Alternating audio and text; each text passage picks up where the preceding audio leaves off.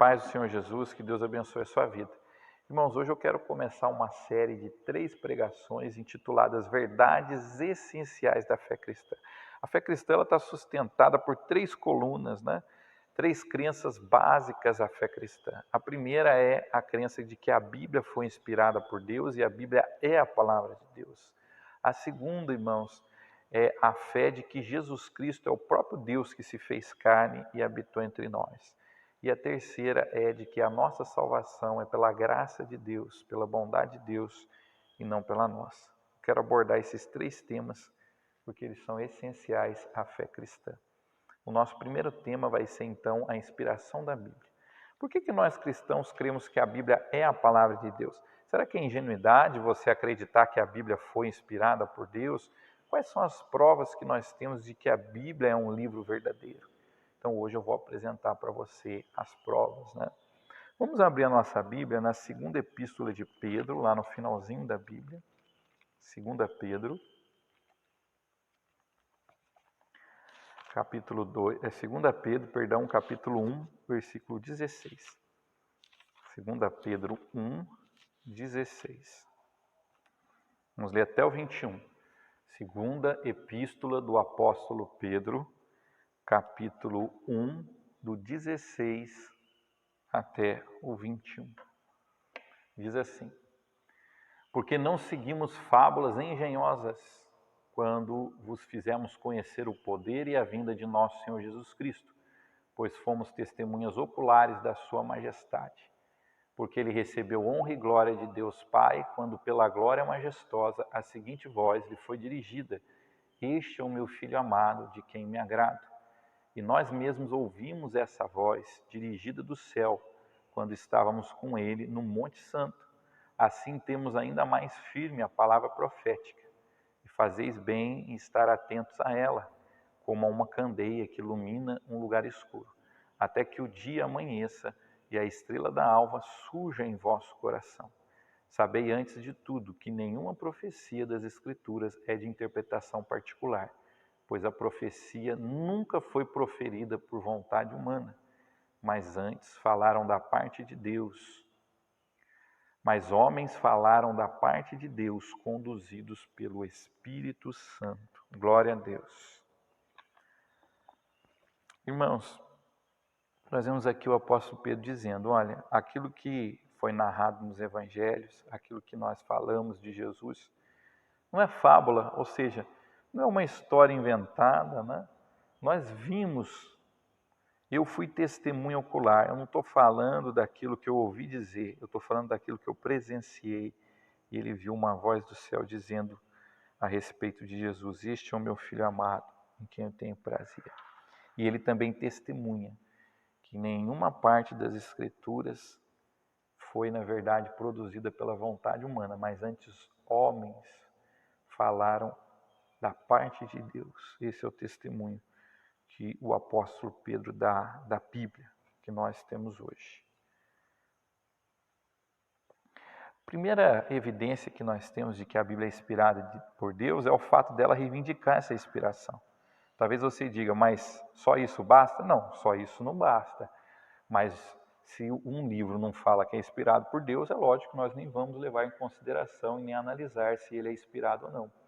É comum você encontrar no Antigo Testamento, porque a Bíblia é composta por vários livros, né? Você tem um Antigo Testamento, que é a antiga aliança, o antigo acordo que Deus fez com a humanidade, que é antes de Cristo, e você tem um Novo Testamento, que é, na verdade, depois de Cristo. O escritor aos Hebreus diz assim, olha, tendo Deus no passado nos falado através dos profetas, nos últimos dias nos enviou o seu Filho. Então, Deus tem falado com a humanidade através dos profetas do Antigo Testamento, por último, através do seu Filho e dos seus apóstolos, né?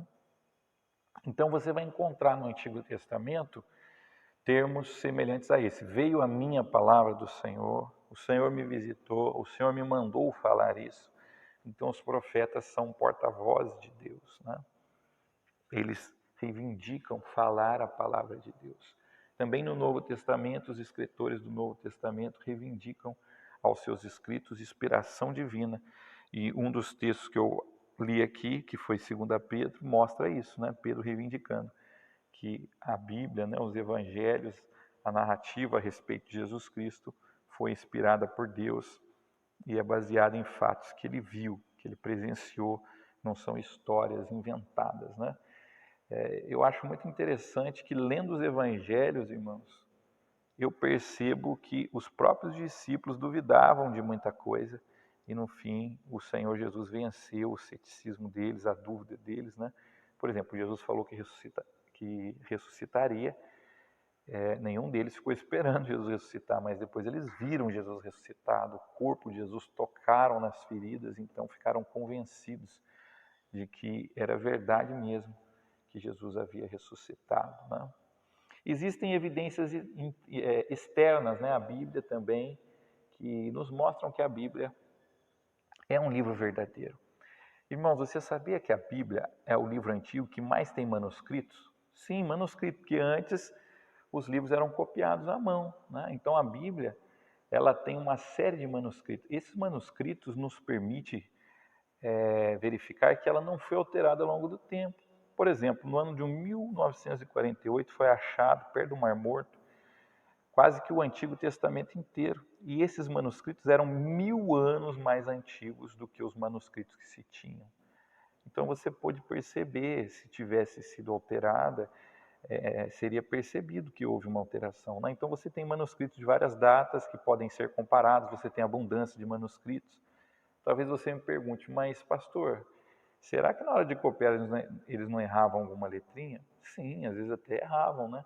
Mas como tem muito manuscrito, dá para perceber esses pequenos erros, né? E a maioria dos problemas são resolvidos. Aqueles que não são resolvidos não prejudicam a ideia central do livro, né, do texto. Então, a Bíblia que você tem, ela é confiável, né? Só para você ter uma ideia, eu vou ler aqui, eu tenho um pequeno livro aqui na minha mão, que o título dele é De Onde Veio a Bíblia. É um livro bem pequenininho, mas muito didático, né? Escrito pelo evangelista Ted Limpke.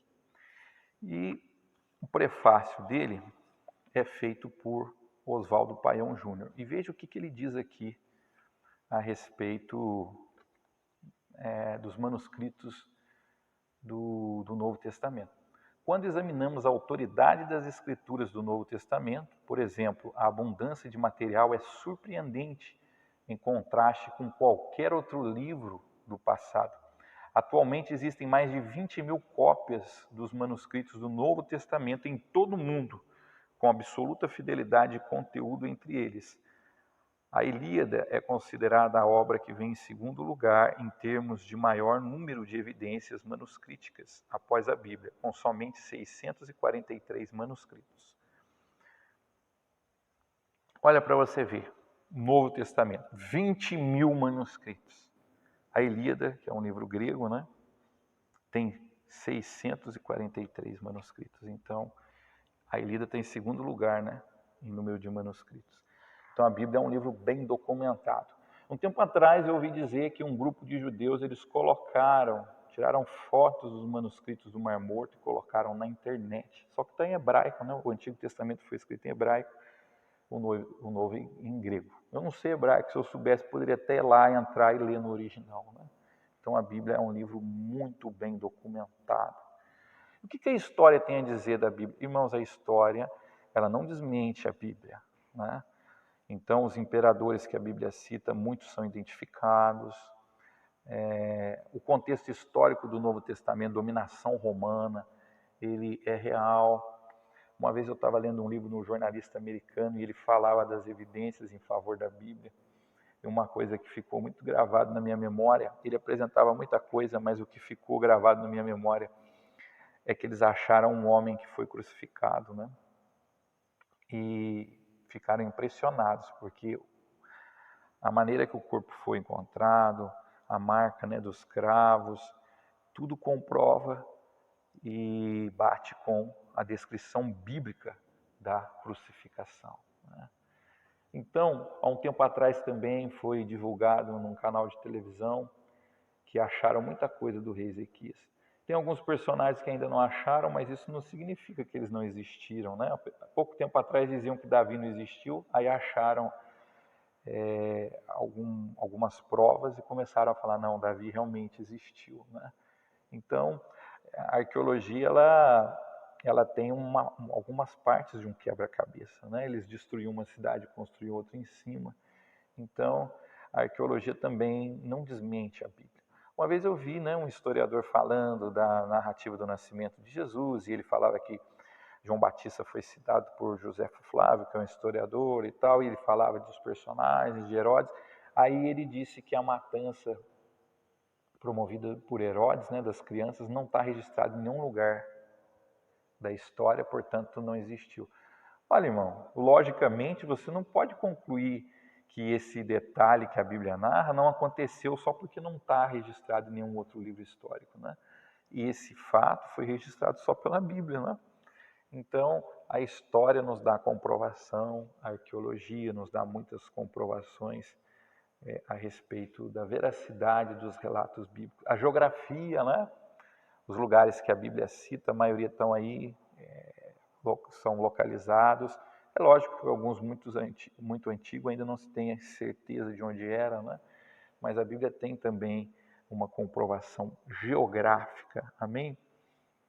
Irmãos, agora, o que é bastante decisivo para nós cristãos é que o próprio Senhor Jesus Cristo testemunhou da Bíblia.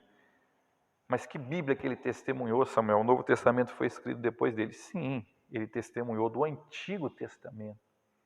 Jesus deu autoridade, Jesus falou que o Antigo Testamento foi inspirado por Deus. E o Novo foi escrito pelos seus discípulos, né? Muitos dos livros do Novo Testamento foram escritos por apóstolos de Jesus Cristo, como por exemplo as epístolas de Pedro que eu citei. Pedro foi, na verdade, apóstolo de Jesus Cristo, ele esteve com Jesus no ministério de Jesus Cristo, né? Mateus esteve, Marcos era convertido, né, depois, mas era muito amigo do apóstolo Pedro, filho na fé do apóstolo Pedro. Lucas era filho na fé de Paulo, né, irmãos? E João foi um dos 12. Então, nós temos assim a autoridade também do Antigo Testamento. Irmãos, o nosso Senhor Jesus Cristo, ele citava os personagens do Antigo Testamento. Se você for ler a sua Bíblia, você vai ver Jesus, por exemplo, em Mateus 19, quando foi perguntado o divórcio, ele fala de Adão e Eva. Como foi no princípio? Né, o primeiro casal, então ele cita Adão e Eva. Uma vez o nosso Senhor Jesus, ele estava pregando, e alguns judeus queriam ver milagre. Eles queriam ver milagre. Ah, que milagre o Senhor faz para provar que você é o Messias? E Jesus falou assim, ó, nenhum sinal darei a essa geração, senão o sinal do profeta Jonas, que esteve 3 dias e 3 noites no ventre do peixe.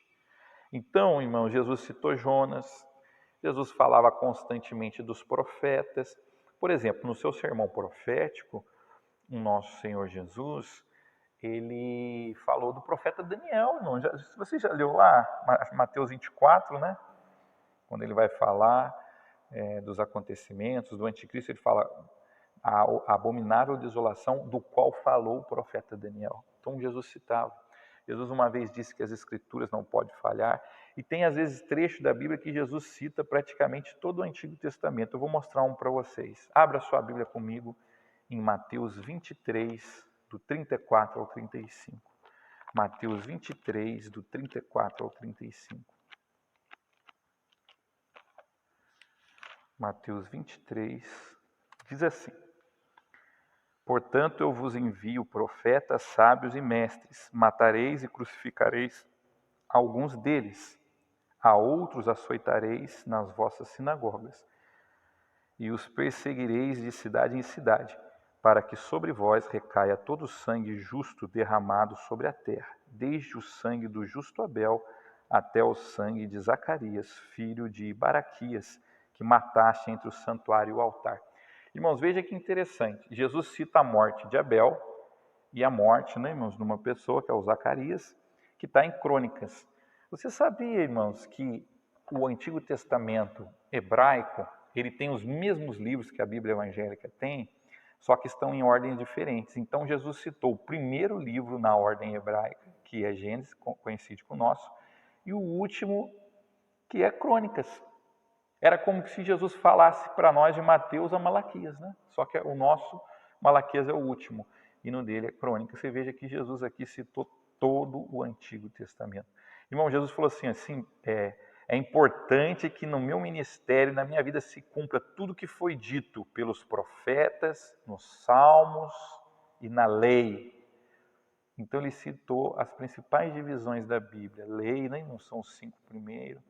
Os salmos são os livros poéticos e os profetas, todos os profetas, e também eles incluíam nos profetas os livros históricos. Então Jesus citava o Antigo Testamento.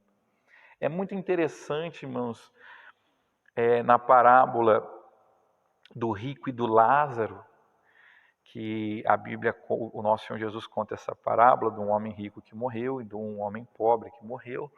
E o rico, quando estava lá em tormento, ele queria que alguém dos mortos fosse falar com a sua família para que ele não fosse, para que a sua família não fosse condenada àquele lugar de tormento que ele estava. Interessante que Abraão falou para ele assim, não adianta ninguém dos mortos falar com ele, não precisa consultar os mortos. Você quer saber o caminho da salvação? Abraão falou para ele assim, olha, sua família tem a lei e os profetas. Então Jesus testificou que o Antigo Testamento era a palavra de Deus. E o Antigo Testamento aponta o caminho da salvação, assim como o Novo também, que foi escrito depois pelos apóstolos de Jesus Cristo. Aí você me pergunta, mas Bispo Samuel, como assim? Como assim a Bíblia foi inspirada por Deus? Então ela foi escrita por Deus? Não, a Bíblia foi escrita por homens, mas homens inspirados por Deus. Aí você fala, então, mas se ela foi escrita por homens, será que ela não contém erros? Irmãos, o Espírito Santo garantiu que ela não tem erros. Por quê? Irmão, Jesus Cristo não era homem? Era, mas ao mesmo tempo ele era Deus. Então, aqueles que falaram da parte de Deus, eles falaram do futuro, falaram de acontecimentos que eles não tinham humanamente como saber. No livro do profeta Daniel, por exemplo, fala dos reinos que viriam sobre a terra, né, irmãos? Fala do Império Persa, fala do Império Babilônico, fala do Império Romano. Como que Daniel ia saber do futuro da humanidade? Ninguém sabe o futuro senão Deus, né? Então eles falaram da parte de Deus. Como que essa inspiração acontece? Ela aconteceu no passado, não acontece hoje da mesma forma, né? Ao mesmo tempo que aquilo que Pedro fala é inspirado por Deus, também tem características da pessoa, porque Deus, quando usa uma pessoa, Deus não anula sua personalidade. Então, por exemplo, Paulo diz que aquilo que Pedro escreve era o contrário, né? Pedro fala que aquilo que Paulo escreve era de difícil interpretação, porque certamente ele era um homem culto, mas não deixa de ser a palavra de Deus. Então, quando você lê, você identifica também o traço da personalidade humana. Mesma coisa, se eu quero usar uma caneta azul, vai sair azul que eu escrevo, né? Então Deus usou a personalidade desses homens de maneira inerrante e ao mesmo tempo o que eles são também aparece. Quando você lê o Evangelho de João, as cartas de João, você vê que ele era uma pessoa muito amorosa, né? Fica registrado também a personalidade deles, mas não deixa de ser a palavra de Deus. Amém? Então, por isso, creia, porque o nosso Senhor Jesus testificou que a Bíblia é a palavra de Deus. Ela tem transformado a nossa vida, né? Ela é o livro mais traduzido no mundo. Eu fiquei sabendo há tempos atrás que tem partes da Bíblia até em Tupi-Guarani. Graças a Deus, o povo de Deus ama a Bíblia e ela tem transformado a vida das pessoas. Amém? O filósofo Rousseau, um filósofo francês, né? Se não me engano, viveu no século XVI ou XVII, ele disse o seguinte, homens simples não teriam como inventar um personagem tão complexo como Jesus Cristo. Portanto, irmãos, reverencie a palavra de Deus, leia a palavra de Deus, porque ela nos aponta o caminho da salvação. Semana que vem, então, vamos falar da divindade de Jesus Cristo. Amém? Que Deus abençoe a sua vida. Um forte abraço.